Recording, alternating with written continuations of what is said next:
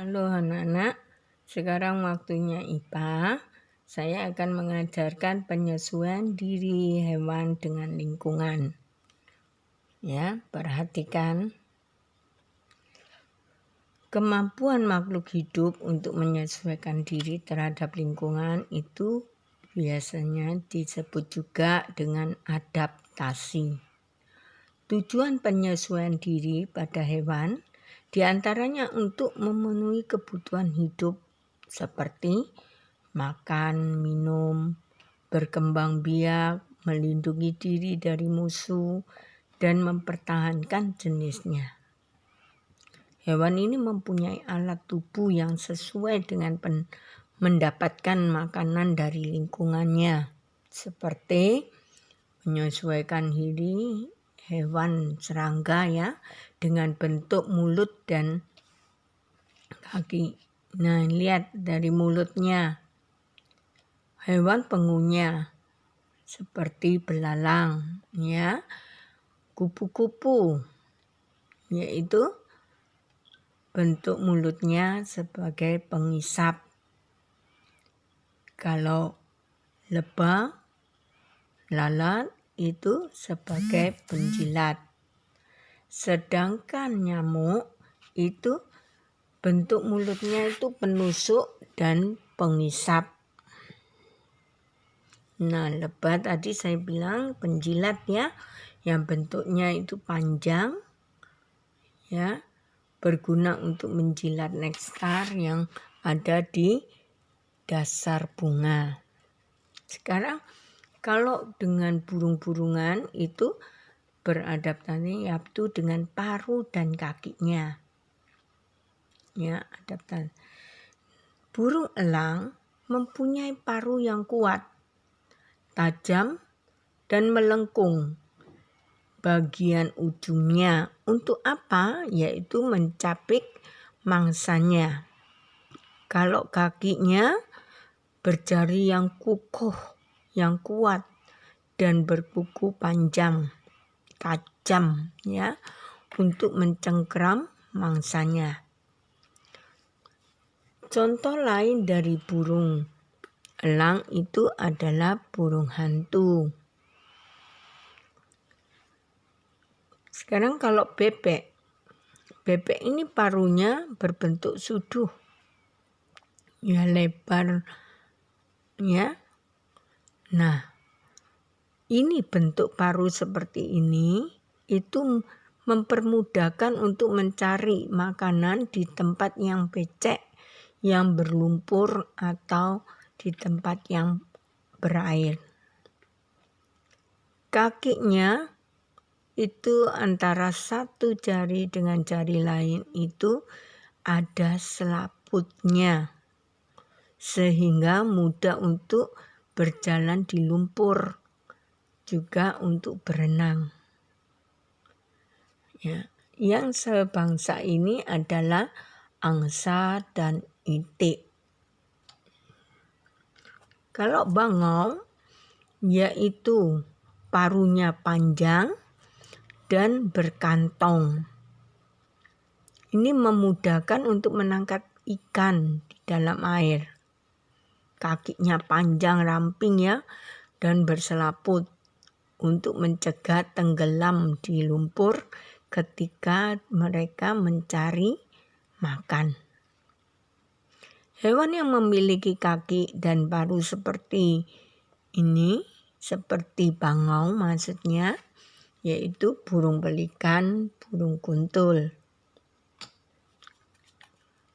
Kalau burung pipit, ini paruhnya pendek dan kuat, ya, gunanya untuk menghancurkan biji.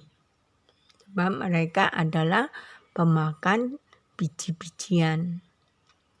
Kakinya langsing, agak runcing untuk bertengger. Ya. Burung yang sebangsa dengan ini seperti burung gereja, burung peking itu ya. Oke, kalau burung pelatuk mempunyai paruh panjang, kuat, dan runcing Ini untuk mencari serangga yang sedang bersembunyi di kulit pohon, dalam lubang pohon atau batang pohon yang lapuk. Kakinya runcing, kuat, agak melengkung, jarinya 2. Ada 4 ya, 2 jari di depan dan 2 jari di belakang. Fungsinya untuk memanjat. Kalau burung kolibri, paruhnya ini panjang dan runcing. Gunanya itu untuk mengisap nektar. Nah, kalau burung kakak tua itu termasuk jenis paruh yang bengkok. Ya, dia juga kuat ya. Burung kakak tua, betet, dan nuri. Ini ada bedanya ya. Kalau yang ada jambulnya itu betet ya, kakak tua, dan ini biasanya ini makanannya adalah biji-bijian, juga ada yang makan dengan buah. Ya, hewan yang memiliki kaki dan paruh ini contohnya seperti tadi ya, kuntilang, burung nuri, kakak tua. Ayam ini paruhnya pendek tapi tebal dan runcing. Gunanya untuk mengais makanan. Makanannya biji-bijian dan cacing. Hewan yang memiliki kaki dan paruh seperti ini itu seperti kalkun ya. Itu sebangsa ayam yang besar tuh ya. Sekarang kalau beradaptasi untuk gigi pada hewan itu berbeda. Ada yang makanannya kalau segala, bentuk giginya lihat ya, itu amnivora. Amnivora ini pemakan segala. Ya. Kalau giginya herbivora ini untuk makanan tumbuh-tumbuhan. Kalau yang kelihatan tajam ya, ini adalah karnivora, pemakan daging. Nah, kalau seperti kucing, singa, harimau, ini termasuk pemakan daging. Berarti memiliki cakar dan gigi yang panjang, tajam. Ya, mempunyai gigi taringnya itu tajam. Ya, sehingga mudah untuk menangkap mangsanya. Taring yang tajam itu untuk mengoyak mangsa. Kalau kuda hewan herbivora yang makan rumput. Gigi geram seri itu kuat agar untuk dapat mengunyah rumput. Lain dengan hewan pemakan segala seperti kera, monyet ya. Gigi seri, taring, dan geraham itu berkembang dengan baik sehingga mereka itu dapat makan segalanya. Sekarang penyesuaian hewan untuk mempertahankan dirinya. Nah, seperti cicak ya, kadal dan tokek. Ini untuk melindungi dirinya dari musuh, dia memutuskan ekornya. Ya, inilah yang disebut autotomi. Ya. Nah, sekarang ekor yang lepas itu dia akan bisa tumbuh kembali, tapi beberapa bulan kemudian ya. Hewan yang melindungi diri dengan menyamar dirinya dengan lingkungannya itu dengan cara merubah warna ya, atau bentuknya, warnanya itu sesuai dengan apa yang dia hinggapi. itu disebut juga dengan kamuflase. Ini contohnya itu bunglon ya. Kalau dia hinggap di daun warna hijau, dia berubah hijau.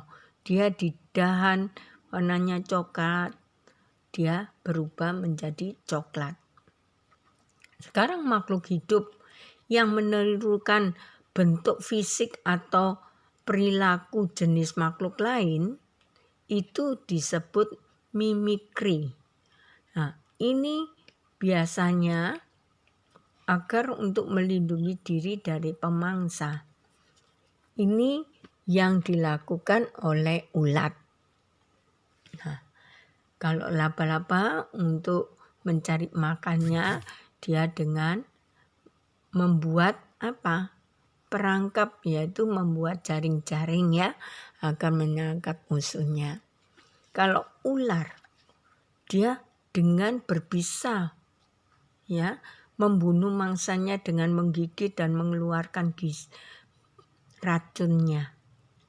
Ular yang berbisa ini menangkap mangsanya dengan cara membelit tubuhnya. Ya, membelit tubuh mangsanya sehingga mangsanya tidak dapat bergerak dan mati.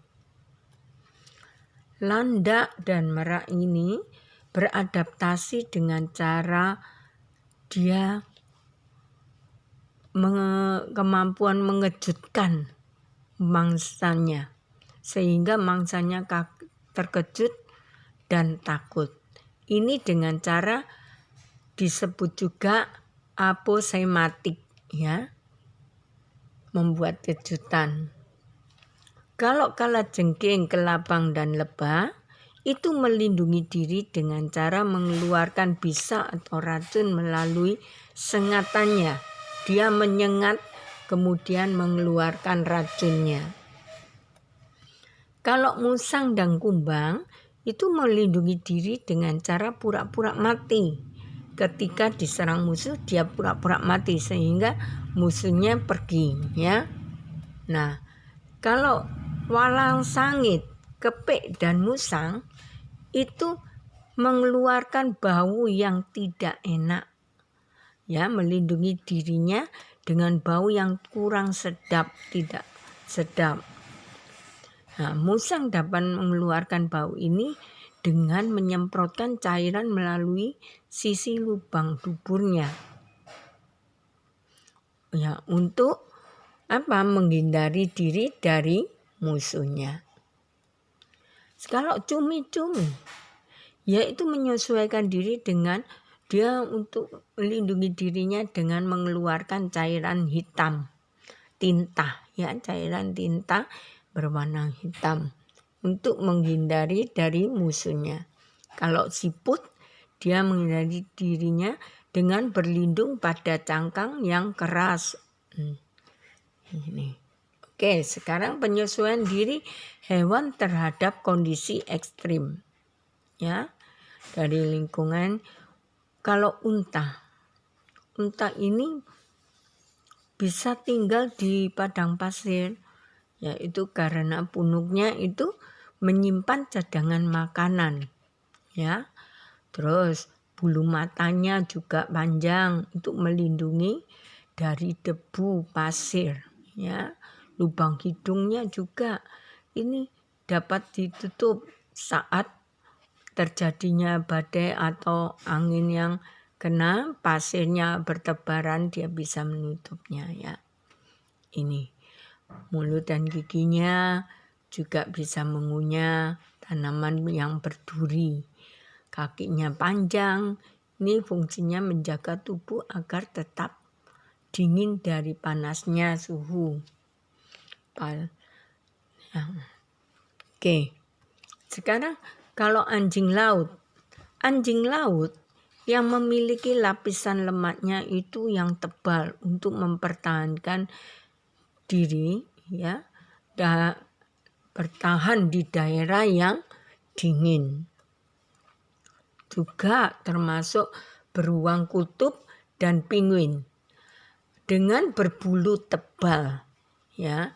Penguin mempunyai timbunan lemak itu yang tebal di bawah kulitnya untuk menjaga tubuhnya itu tetap sehat dengan tetap hangat, ya, maksudnya tetap hangat.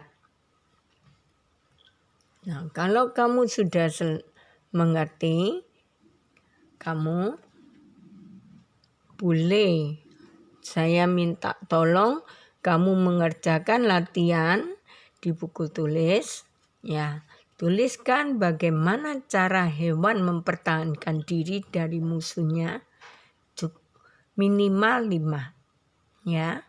Terus kedua, tuliskan 5 hewan pemakan daging, ya. Itu aja, silakan kamu kerjakan. Apabila kamu tidak mengerti, kamu boleh buka-buka PowerPoint-nya lagi.